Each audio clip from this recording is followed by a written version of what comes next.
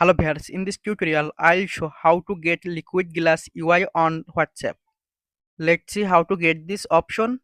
Following all steps, do not skip. Go to Play Store,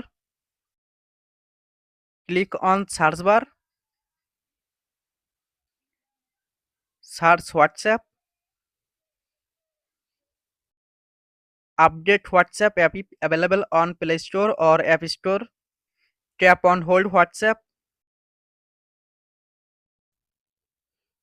click on app info or I button,